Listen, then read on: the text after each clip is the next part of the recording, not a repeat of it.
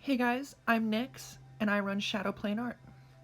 So, first I'm going to give you a little bit of an intro, a rundown about why I'm doing this. Then we'll talk about some tools, pretty basically. Then we'll go over some rough lines. And then we'll get into like a little bit of homework at the end. Who doesn't love homework? Okay, so earlier in my art career, I ran into a lot of people online who were talking about how art requires natural born talent. And to me, that seemed ridiculous.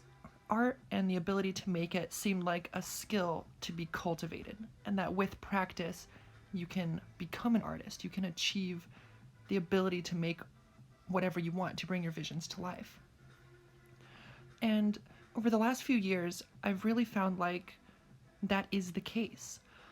And so I wanted to make a set of tutorials to show people that that is the case. And I'm going to start really, really basic, just the bare fundamentals for people who don't know how to draw at all. People who say things like, oh, I can't even draw a stick figure, or oh, I can't even draw a circle. And work up from there, just stacking knowledge and knowledge and knowledge until you can make whatever you want. I want to give people the tools to bring their visions to life and to really dispel the myth that it's so hard and that it's so intimidating. People get so intimidated. I was so intimidated before I started learning to draw. You'll notice that, like, on these tutorials, I'm using a digital tablet, but I don't want to use a whole bunch of tools that other people don't have access to. So I'll try to rein it in and not use all these, like, alters and digital things that people can use to make your job way easier. I'll just stick to a pencil, an eraser, a little smudge tool, and the paper. And so if you have a minute, go and grab those things. Grab a piece of paper and a pencil and an eraser and follow along with me. I want this to be super chill and sort of relaxed, not nearly as stressful and over the top as it can be. All right, we're done with the intro. On to tools. You have your pencil, which if you're not an artist and you don't use a pencil a lot of the time, you might only associate a pencil with writing. And so you're used to holding it like you would to write something, which is to say clutching it and gripping it super intensely. You know, there's a million types of pencils, but you can just use a number 2, and there's no reason to hold it so intensely. Just let it relax in your hand. You can use a pencil to make all kinds of marks. You might think, that it's used for writing, but it's also you can make all sorts of different lines and all sorts of different patterns and all sorts of different shades that you can use to cause amazing different effects. And with practice, you get more comfortable with the tool, and then you can use it to do amazing things. I mean, just go on Google and look up pencil art or graphite art, and you will have your mind blown by what a pencil can do. All right, then we move on to your eraser. Earlier in my art career, I was super hesitant with erasers. I would work so hard to draw something, and then when I finally got it looking right, I realized the proportions were wrong somewhere else, and then I was like, oh my god, I have to erase this thing that I just spent hours trying to get to look right, and I didn't want to use it. And I ran into an artist named Jim Lee, who was like an established legendary comic artist. And I was watching this guy draw these huge pictures of these people and these amazing poses, and then partway through he would just be like, and erase half of the picture. And I found that that was amazing and so intimidating, and then he would just redraw the character in another pose. And that's because he had an understanding of the anatomy and an understanding of what he was trying to draw. He didn't need to try to fight to get it to look right. He knew how he wanted it to look. And with practice, you can get there too. So erasers. Erasers are your best friend. Use your eraser all the time. If you don't like something, erase it. Don't ever settle for good enough. And then we move on to the paper. So for the sake of practicing, if you're just using computer paper or whatever, you can just use your computer paper. We're just trying to, grind out some skills to get better and better. But one of these artists that I met named Anthony Vieira, he really stressed the importance of being aware of the medium that you're drawing on. So if you're using, like, let's say you're a street artist, right? If you're painting on concrete, it's going to be completely different than if you're painting on red brick. Not just because of the color, but because of the texture. And if you're drawing with a pencil on computer paper, it's way different than drawing on like Bristol paper, or way different than drawing on cardboard. It'll affect everything. The texture will change how the overall appearance of the art looks. Even if everything is white. That's not even taking into account color and stuff. So, but for this, you can just use a piece of paper. We're just trying to practice your tool usage. All right, we went pencils, erasers, and paper. Next, we move on to rough lines. So if you're going to draw a square, a lot of people will just put their pencil on the paper and not lift it up. They'll try to draw a square like that. And if you notice, that's not the most symmetrical square, or they'll try to draw a circle.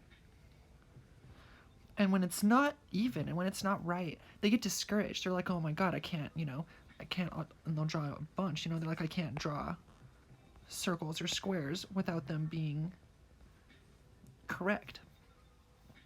And that's because you're trying to get it in one attempt. I can't draw a circle in one attempt. What you have to do is, instead of clutching the pencil so hard, you let it just sit there loosely. Stop trying to focus on getting like, I want this to be perfectly straight, and I want this to be perfectly, because then your hands start shaking, and then you're stressed out, and you're not feeling the art. You're just stressed out about it, and it ruins a whole bunch of the experience. So rather than trying to make one line of a square, make light lines. Just hold the pencil loosely. Don't be afraid to lift it up. Put it back down. Make a bunch of loose ones. Don't be afraid to keep going over your circle until you get like the feel for it. If you're pressing super hard into your paper with your pencil, you're going to leave these really dark marks that become impossible to erase. So don't press so hard. Press lightly. If you press really lightly, you can erase effortlessly, and it keeps your paper looking nice, and then you don't get these smudges all over the place. So let's pull these up here. So you're going to make a light line for your square. With just, don't be afraid if there's extras. Do some loose lines, and then when you're like, okay, I kind of see where this square is going, then you go over the same line a little darker. And you don't have to press harder to make it darker. You just add more of the pencil onto it.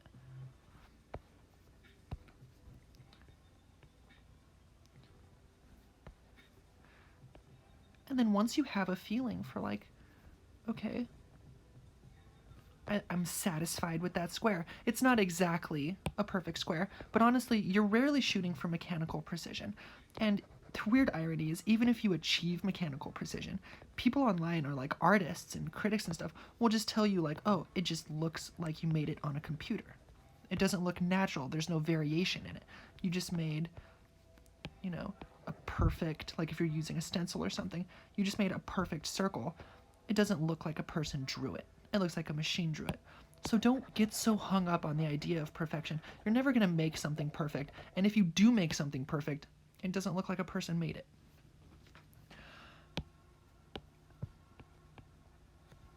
So do your rough lines. Finalize the lines. Go a little darker.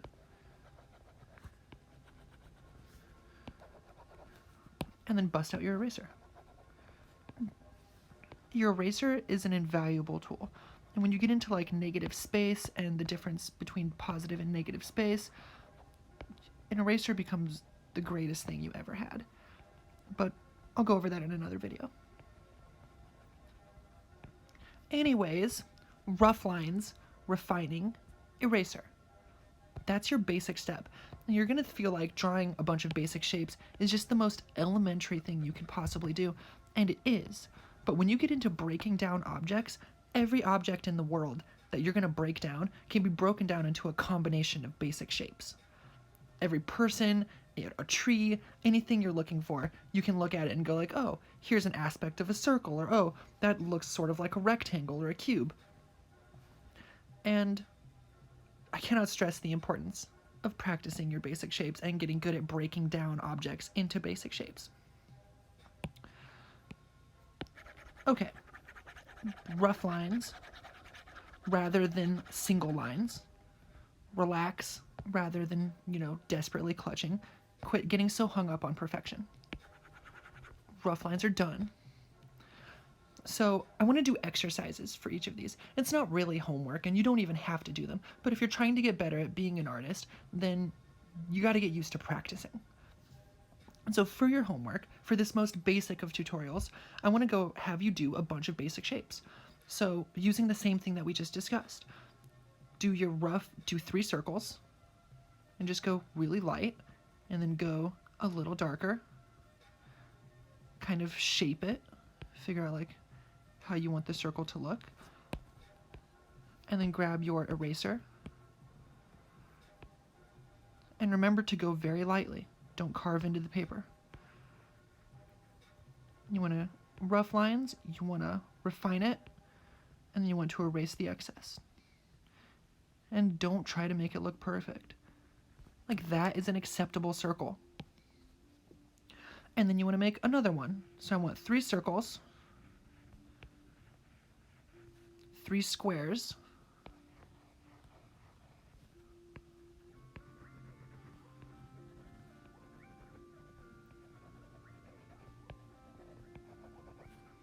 just real casual, really loose. 3 triangles.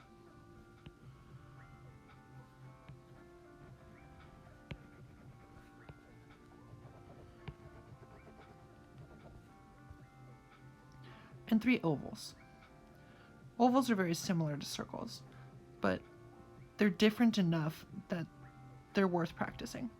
Really, all of the basic shapes are worth practicing, but I don't want to bore a bunch of people and, make this any more basic or tedious than it already is. Circles, squares, triangles, ovals. Bust them out. You can bust them all out right now. You can bust them all out casually. You can do 3 of each of them every day for a week. The point is, you need to get more comfortable with holding your pencil lightly, get more comfortable with rough lines, just really casual, and then finalizing them once you have an idea of where the ghost of the image is. You need to get more comfortable with the idea of an eraser and really integrate an eraser into being part of your skills. And as you progress, there's a lot of people who will tell you one of the exercises you should try is not using an eraser. Just don't be so hung up on erasing things. Just draw. Just stop trying to control everything so much and have fun with it. Drawing can be really fun, and it's incredibly educational. It forces you to break down and understand the world in a way that I never did before, and it has changed my universe for the better. So there we go. We have my little intro about me. We have the tools that you use, or some basic tools. We have your rough lines rather than single lines, and we have a little bit of homework for you. Now, if you watch this, I just want to say thank you very much. I'm super intimidated by, speaking and doing tutorials and videos, and I really want to. I want to make these, and I hope that people like them, and even if only a couple people, if this helps anybody and gives them some exercises and gets them more comfortable with a pencil, then I feel like it was a success. So I want to say thank you very much, and I'll see you next time.